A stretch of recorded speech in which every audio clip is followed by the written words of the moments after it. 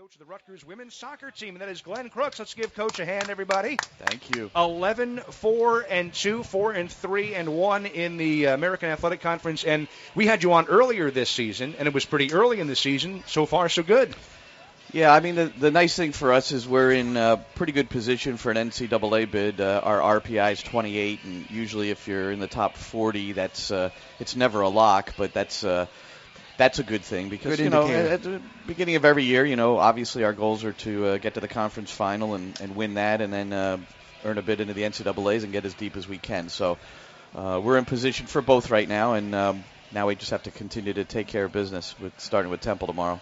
Obviously a big day tomorrow for your seniors and a big day for you, too. You've recruited these kids to play for you, and it's going to be an emotional day for you? Yeah, and these four, Maria Giroux, Jess Janos, Janelle Foligno, and Tricia DiPaolo, they've been very special to the program. Very unique. We have a fourth-year senior, a fifth-year senior, a sixth-year senior, and Tricia's a seventh-year senior. A seventh-year senior? It's a pretty unique story. I had never heard of it. I thought I went to school too many years. How does a seventh-year senior That's got to be injury related. Well, Trish came up to me at the end of her sixth year, or maybe near the end of the sixth year, and she said she had heard of students getting a seventh year. Never heard and I hadn't heard of it, so I went to our compliance guy. He was like, I don't know. And so we looked further into it, and it's all based on injuries. Right. Trish has had 6 knee surgeries. Oh my goodness. And she's a warrior. She's a 4-year captain. She starts at right back for us, and it's especially special to have Trish say goodbye because she's been with us since 2007. How has she overcome that many knees to be able to be out there and playing for you? And she's one of the toughest athletes I've ever come across. So She doesn't run as fast as she used to. She can't maneuver quite the same way, but she's always worked hard to get herself back, and she's a special player, special person. There's no such thing as minor knee surgery. No, I can't keep track of all of them, but Right. 2 of them have been ACLs. There's been Oh, my. microfracture surgery. There's been different kinds of things with those knees, and it involved both knees. And have they kept her out of whole seasons, parts of seasons? How is that?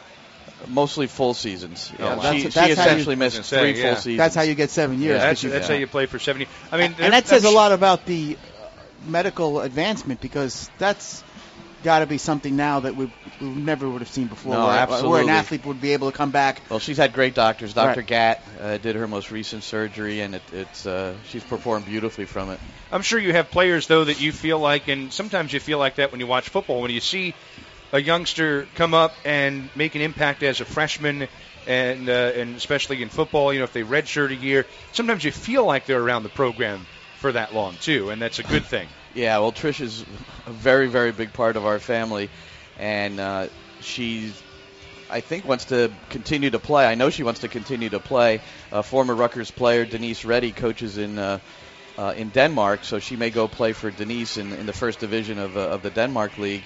But we're looking at different options. But eventually, Trish will be a coach. No question about it. How have the young players now benefited from some of the leadership on this soccer team? Oh, just in every level. Jess is in goal.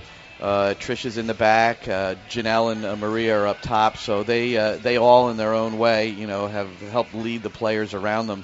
And then off the field, just the way they carry themselves and work every day in training and prepare themselves each day. What about Janelle, who is also, as I understand, a finalist for the Senior Class Award, and that is you have to be classified as an NCAA Division I senior, notable achievements in community, classroom, character, and competition. What about that with her? Well, it's a very prestigious award, and she's a top 10 finalist, and certainly a very, very strong candidate, not only because of her ability, but how she conducts herself off the field. She's an outstanding student with a 3.5 GPA.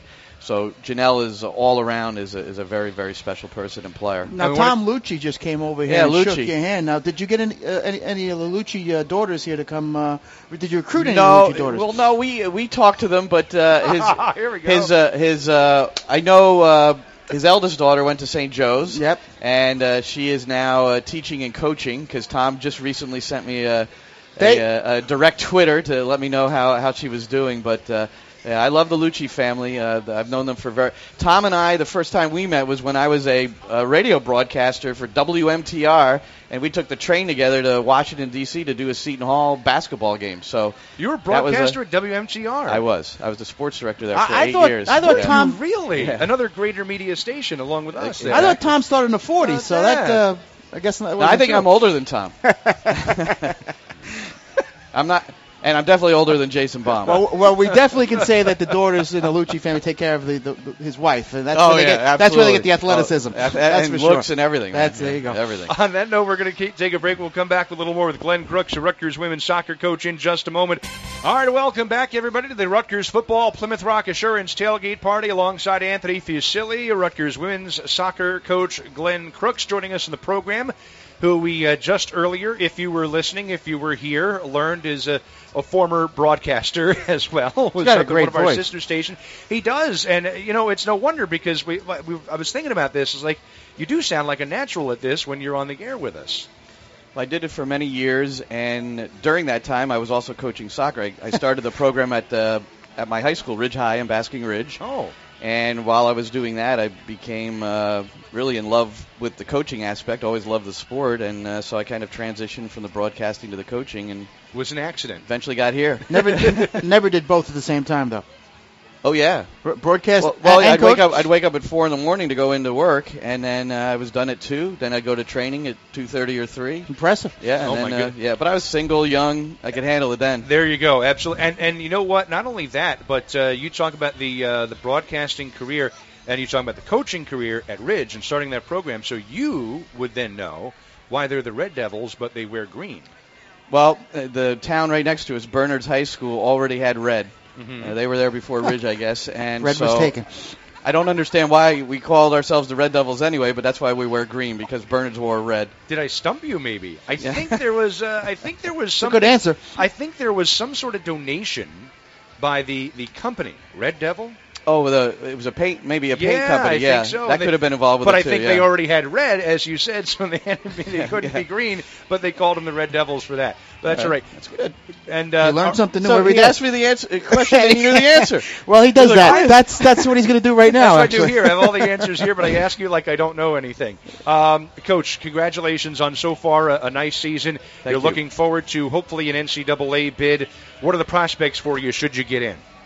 Well, I think very good. I really like our team. It's a young team, but at this point of the season, we've developed very well, and I love the way we're playing right now. And soccer is one of those games where the result at the end of the match doesn't always indicate how the game went, and we have to score more frequently, and we have the players to do it. So if we can do that, I think we're going to be good.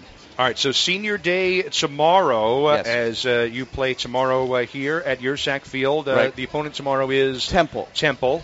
Then also we want to congratulate Coach Crooks on winning earlier this season his 150th win here at Rutgers. Let's give him a big hand for that. And a win tomorrow, and you'll be one away from 200 for your coaching career, we are told. I didn't know that. Now you do. Great. There's another one, apparently.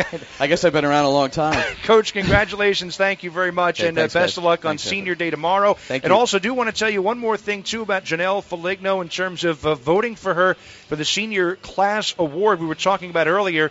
You can vote online through November 25th, fan balloting for 1/3 of the total, with the remaining 2/3 by the coaches and national media members. Go to seniorclassaward.com, and there's a couple of slashes after that, but if you go to seniorclassaward.com, you'll be able to figure it out. Glenn Crooks, everybody, the Rutgers women's soccer coach, thanks again for being on the program.